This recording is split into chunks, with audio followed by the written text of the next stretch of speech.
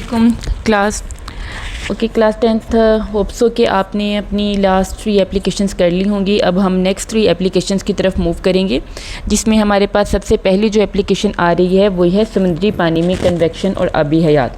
अब कन्वेक्शन के बारे में हमने पढ़ लिया कि जितने भी हमारे पास जो लिक्विड्स होते हैं मोस्टली उनमें, और जो गैसेस होती हैं उनमें भी किसी हद तक हमारे पास क्या होती है, जैसे हवा में कन्वेक्शन करंट से कन्वेक्शन होती है।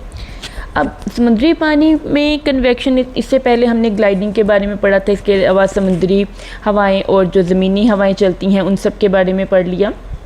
सो आज थर्ड पॉइंट की तरफ हम जा रहे हैं, जिसमें हम देखेंगे कि ये जो कन्वेक्शन करंट्स हैं ये समंदर में रहने वाली जो मखलूक है, मछलियाँ वगैरह हैं, जितने भी आबी हयात है, उनके लिए ये कैसे फ़ायदा मंद है। सो आ जाएँ बुक की तरफ, आ जाएँ, साथ हम बुक को रिलेट करते हैं ताकि हमारे लिए जो पेपर को हमने कैसे सॉल्व करना है वो भी इजी हो सके। सो जी यहाँ से हम स्टार्ट करते हैं। जो मैंने अंडरलाइन किए हुए हैं पार्ट, अगर आपको नज़र आ रहा होगा, अपनी बुक अपने पास रखें तो उन लाइंस को आपने अंडरलाइन करना है, ये आपके इम्पोर्टेंट पॉइंट्स हैं। सो अब देखें, तरीका वही है कन्वेक्शन का जो हम पहले 2 पॉइंट्स में पढ़ चुके हैं।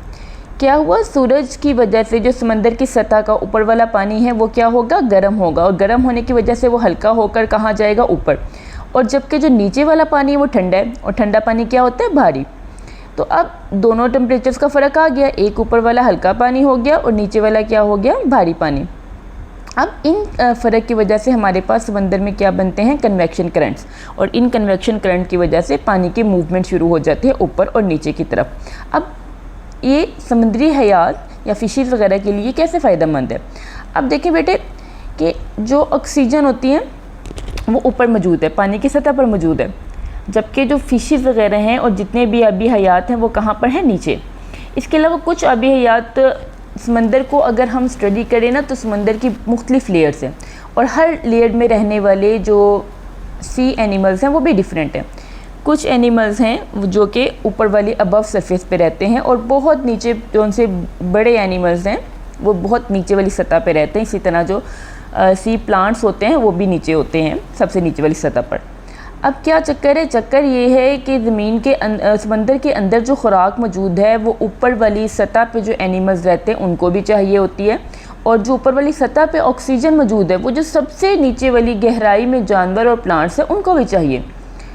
अगर तो नीचे वाली खुराक ऊपर वाली सतह के जानवरों तक नहीं पहुंच रही तो भी ख़तरा है, जानवरों की डेथ हो सकती है।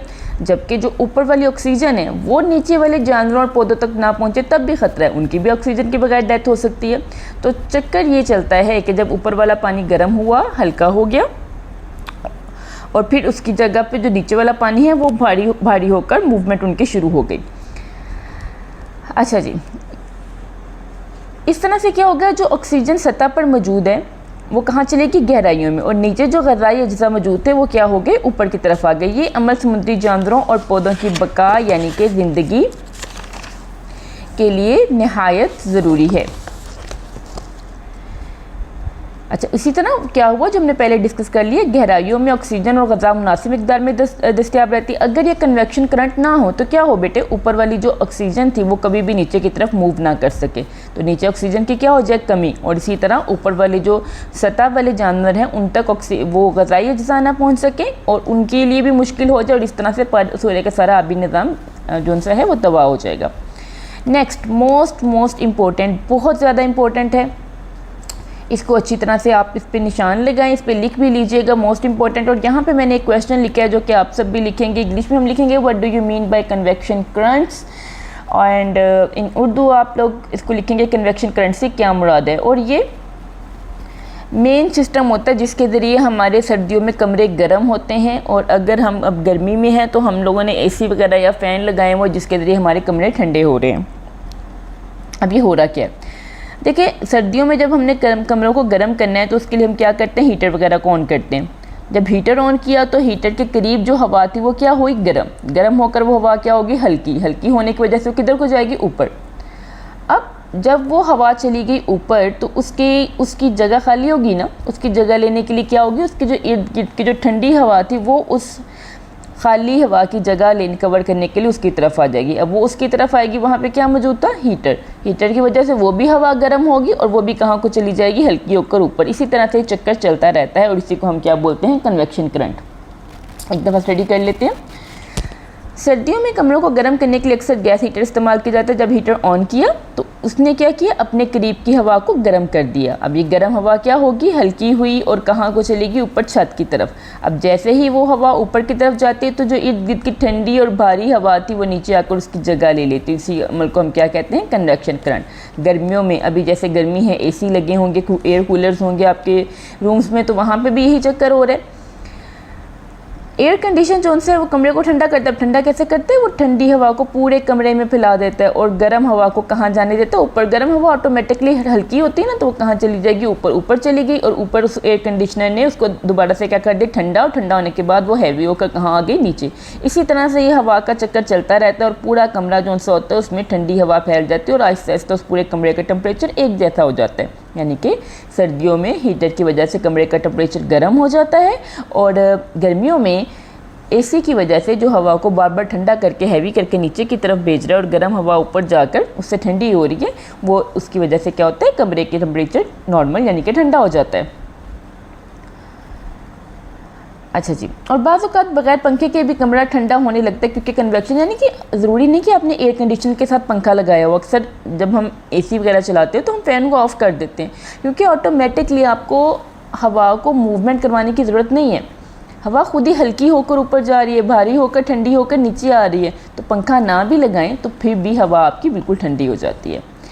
अच्छा जी, लास्ट वाले की तरफ आ जाते हैं और ये भी बहुत ज़्यादा इंपॉर्टेंट पॉइंट है, जिसके ज़रिए हम देखते हैं कि घरों में पानी के गर्म करने का तरीका, जिसको हम गीज़र बोलते हैं। सर्दियों में हमारे घरों में गीज़र होते हैं। गीज़र का काम क्या होता है, पानी को गर्म करना। अब ये पानी को, उसके लिए सबसे पहले हम बेटे ये गीज़र की जो एक पिक्चर दी हुई इसको हम समझने की कोशिश करेंगे। देखें, इसमें क्या होता है, हमारे पास 2 पाइप लगे होते हैं। एक वो वाला पाइप जो टैंकी से या मोटर से ठंडा पानी लेकर इसके अंदर, गीज़र के अंदर उसको एंटर कर रहा है। अब क्या होता है, ये नीचे यहाँ पर एक थर्मोस्टेट लगा होता है। थर्मोस्टेट का काम क्या होता है, टेम्परेचर को सेट करना, ठंडा करना, कम करना टेम्परेचर या फिर ज़्यादा करना, वो थर्मोस्टेट का काम होता है। यहाँ पर हमारे पास एक हीटिंग एलिमेंट लगा होता है, हीटिंग एलिमेंट जो पानी को गर्म करने का काम करता है। सो अब होता क्या है, यहाँ से बेटे ठंडा पानी आया, आ गया हीटिंग एलिमेंट। हीटिंग एलिमेंट की वजह से वो ठंडा पानी क्या हो गया, गर्म। अब नेक्स्ट वही वाला काम होता है कि गर्म होने की वजह से वो क्या हो गया, हल्का होकर इधर से ऊपर चला गया। ये नज़र आ रहा है गर्म पानी का खारजी रास्ता।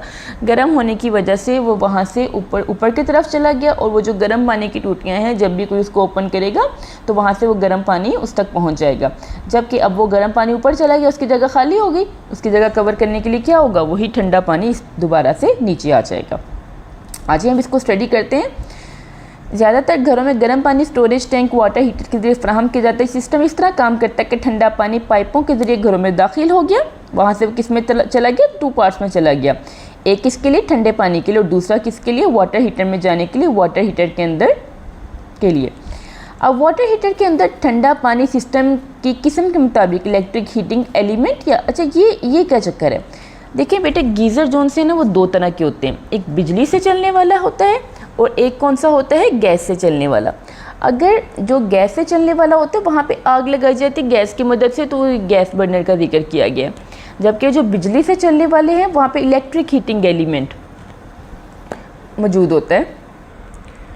तो आपका सिस्टम जो भी है उसके मुताबिक पाइप हो गया, उसके बाद आपके पास हीटिंग एलिमेंट 2 किस्म के, बिजली वाला गीज़र है, इलेक्ट्रिसिटी से चलने वाला गीज़र है तो इलेक्ट्रिक हीटिंग एलिमेंट होगा। जबकि जो गैस से चलने वाला तो उसमें हमारे पास क्या होगा, गैस बर्नर होगा। चक्कर वही, पानी गर्म हुआ, डेंसिटी कम हुई, हल्का हुआ तो वो कहाँ को चला गया, ऊपर। जबकि जो ठंडा और भारी पानी वो कहाँ को चला गया, नीचे। अब जब भी कोई, अच्छा जिन घरों में गीज़र लगे होते हैं वहाँ पर जो टैप होती है ना, उसके 2 वॉल्स होते हैं, वो 2 जगह से उसके होते हैं पाइप, उसके साथ अटैच होते हैं, गर्म पानी का भी और ठंडे पानी का भी।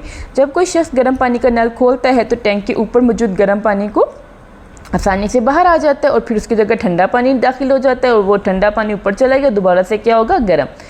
अब थर्मोस्टेट की मैंने बात कर ली, उसका काम क्या होता है, टेम्परेचर को कंट्रोल करना कि अगर आप ज़्यादा गर्म पानी लेते जाते हो तो आप उसका टेम्परेचर थर्मोस्टेट की मदद से हाई कर देंगे। अगर आपको ज़्यादा गर्म पानी नहीं चाहिए तो नॉर्मल चाहिए तो आप थर्मोस्टेट की मदद से उसका टेम्परेचर क्या कर देंगे, नॉर्मल पे सेट कर देंगे, जिससे पानी मुकर्रर टेम्परेचर पर बरकरार रहता है। ये सिस्टम घर में गर्म पानी की मुसलसल फ्राहमी को यकीनी बनाता है, यानी कि इसके ज़रिए वो हमारे पास कंटिन्यू होता रहता है। ये जी हमारे पास 3 पॉइंट्स थे, इसमें कुछ ज़्यादा नहीं है लेकिन ये इम्पोर्टेंट बहुत ज़्यादा है। समझ इसकी बहुत ईजी सी है, इसको आपने अच्छे तरीके से कर लेना। कल वाला हमारा पॉइंट बहुत ज़्यादा इंपॉर्टेंट होगा, उसको हम कल करेंगे। ओके जी, ये आपकी 5 एप्लीकेशन थी कन्वेक्शन करंट्स की, इनको ध्यान से कीजिएगा। इनमें से ये बहुत इंपॉर्टेंट है पेपर के पॉइंट ऑफ व्यू से भी, और इसमें से कुछ पेपर में लाजमी आएगा। चलिए जी, थैंक यू, अल्लाह हाफिज़।